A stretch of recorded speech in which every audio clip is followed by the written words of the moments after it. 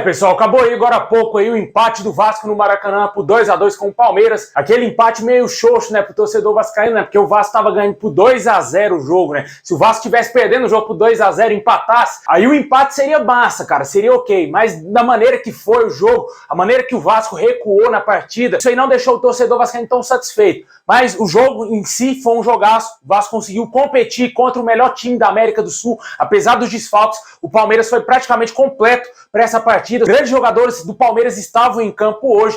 E com certeza o Vasco conseguiu fazer um jogo digno aí frente ao Palmeiras. Poderia ter sido melhor se não tivesse tomado aquele gol no primeiro tempo. Acho que muito possivelmente o Vasco poderia ter vencido essa partida. Aquele gol ali meio que deu uma esperança a mais pro Palmeiras. Se vai pro intervalo, pro vestiário, 2-0 Vasco, eu acho que o Palmeiras, eu acho que a animação do Palmeiras seria outra para voltar para o intervalo, né? Eu acho que o Palmeiras não iria voltar tão forte assim, querendo em busca do empate, até porque iria estar 2-0 e eles talvez teriam medo do Vasco, né? Que o Vasco ir lá na frente e matar e fazer o terceiro gol. Mas eu acho que a zaga vacilou bastante no jogo de hoje. Não gostei da atuação aí do Robson Bambu, foi bem abaixo hoje. O primeiro gol do Palmeiras foi um vacilo do Robson Bambu e o segundo gol do Palmeiras foi um vacilo do Léo Pelé.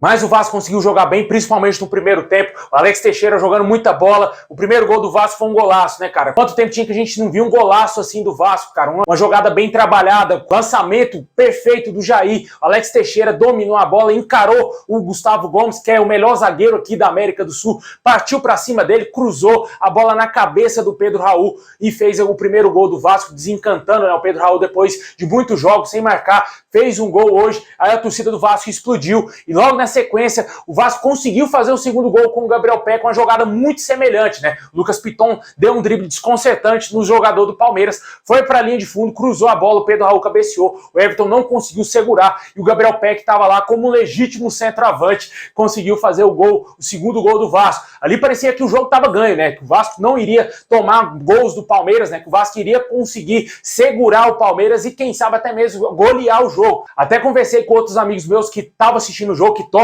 para outros times, eles na hora ali falaram, o Vasco vai golear esse jogo, cara. É goleada hoje pro Vasco, vai desencantar aí o Vasco no Brasileirão. Porém, infelizmente, o Vasco acabou tomando aquele gol ali num vacilo da defesa. O Gabriel Menino livre, pensou, olhou, levantou a cabeça e colocou a bola onde ele queria. O centroavante do Palmeiras, Rafael Navarro, conseguiu cabecear sem pressão ali do Robson Bambu, que só ficou assistindo. Ele cabeceou, a bola quicou no chão e encobriu o goleiro Léo Jardim, que nada pôde fazer. Fez ali o primeiro gol, o Palmeiras, no momento que o Vasco estava bem na partida, estava com 2-0, a torcida estava bem eufórica, parecia que tudo ia dar certo hoje. Mas, infelizmente, do outro lado estava o Palmeiras, né, cara? Um adversário muito pesado, um adversário de respeito. Com certeza é um time muito forte. E o Vasco vacilou duas vezes. As duas vezes que vacilou, acabou tomando o gol. O segundo gol do Palmeiras foi no segundo tempo. O Palmeiras chegou a esse gol muito rápido, cara. Eu achei que o Vasco recuou bastante. O técnico Maurício Barbieri, logicamente, passou as instruções pro Maldonado. O Vasco não conseguiu ter força para sair de trás. O Palmeiras era pressão total em busca do empate. Por pouco, não conseguiu até mesmo virar o jogo, né, cara? Porque o Vasco estava muito recuado. Porém, o Vasco deu sorte que o Palmeiras estava cansado. Os principais jogadores do Palmeiras estavam em campo,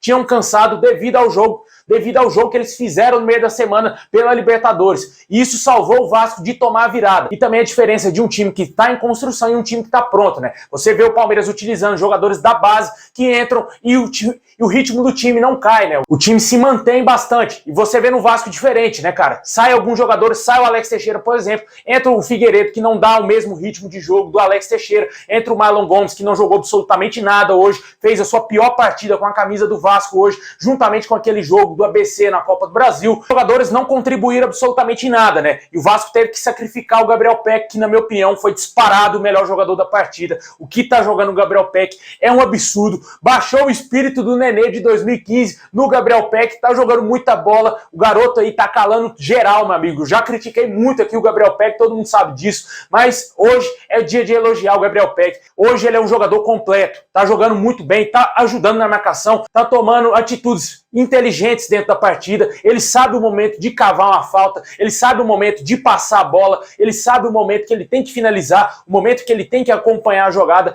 tá jogando muito bem, cara. Desenvolveu muito, absurdamente, a evolução do Gabriel Peck, que era reserva na Série B o ano passado, o Gabriel Peck titular nesse jogo. O Gabriel Peck fez gol no Atlético Mineiro e fez gol no Palmeiras, meu amigo. Dois adversários aí gigantescos que ele conseguiu se sobressair frente aos adversários. Foi o melhor jogador da partida nos dois jogos. No primeiro jogo ele dividiu ali meio com o Léo Jardim esse posto aí de melhor jogador do jogo, só que hoje, na minha opinião, foi disparado o melhor jogador da partida, jogou muita bola e com certeza merece todos os elogios. Gostei também do Pedro Raul hoje, fez o primeiro gol dele no Campeonato Brasileiro, fez bons pivôs ali, né, conseguindo segurar a zaga do Palmeiras, porém o meio-campo do Vasco não conseguiu auxiliar o Pedro Raul. Você via que a bola chegava no Pedro Raul, ele tinha que proteger a jogada, só que não tinha com que ele passar a bola, né, tocar, fazer o pivô realmente. O meio-campo do Vasco são 3 volantes, né, e o Vasco estava bem cansado já no segundo tempo, e o Pedro Raul nada pôde fazer ali. Infelizmente o Vasco não conseguiu ameaçar o gol do Palmeiras no segundo tempo. Teve uma oportunidade ou outra, eu acho que demorou bastante para colocar o Orejano. Eu acho que em vez de colocar o Figueiredo, tinha que ter colocado o Orejano. Trocaria o Peck de lugar, colocaria o Peck na ponta esquerda, o Orejano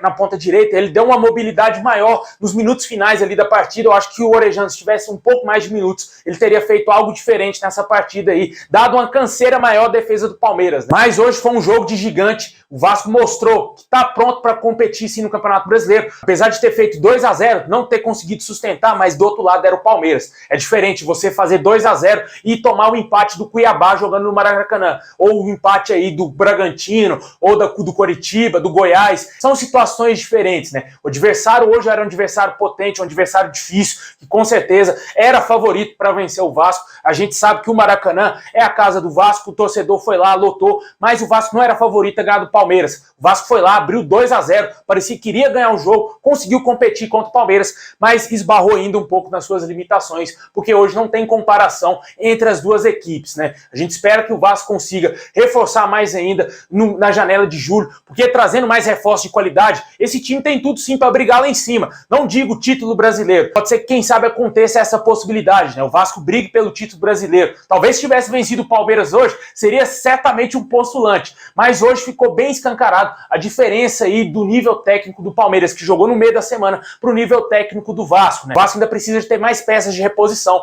O treinador olha para o banco de reserva, só tem garotos da base que ainda não dão aquela intensidade no jogo, que não consegue resolver partidas para o Vasco. Eu acho que o Vasco precisa sim de mais umas 3, 4 peças ali, de jogadores com status de titular, para o Vasco sim lutar por coisa grande no Brasileirão. Agora nessa primeira parte, antes da janela de julho, o Vasco tem que continuar jogando dessa maneira aí, né, cara? Não perdeu nenhum jogo, cara, até agora. Não perdeu para o Atlético Mineiro, não perdeu para o Palmeiras. Esses especialistas aí, esses comentaristas aí de ESPN, Sport TV, davam aí o Vasco como derrotado nas duas partidas, né? O Vasco só iria conseguir pontuar contra o Bahia. Essa era a previsão desses caras, né? E agora o Vasco tá invicto ainda no Brasileirão, coisa que o dito maior do Rio não tá, né, cara? Tomou uma virada hoje lá do Internacional e com certeza o Vasco tá fazendo um bom papel, tá conseguindo aí jogar bem e, na minha opinião, tem todas as condições de vencer tanto o Bahia e vencer o Fluminense, que para muitos é o melhor futebol do Brasil, mas clássico é clássico e o Vasco tem condições sim de vencer o Fluminense.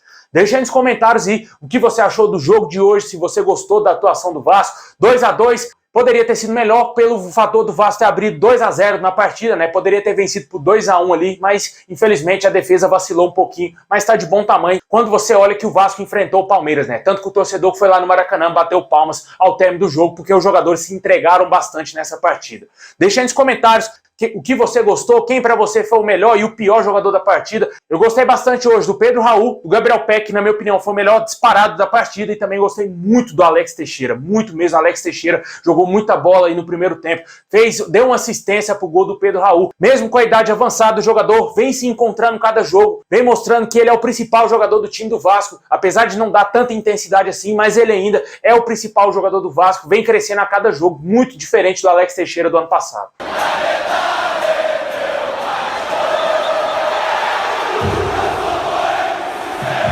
Bom, pessoal, esse é o vídeo de hoje. Valeu por ter assistido até o final. Deixa o like, se inscreve e ativa o sininho. Tamo junto.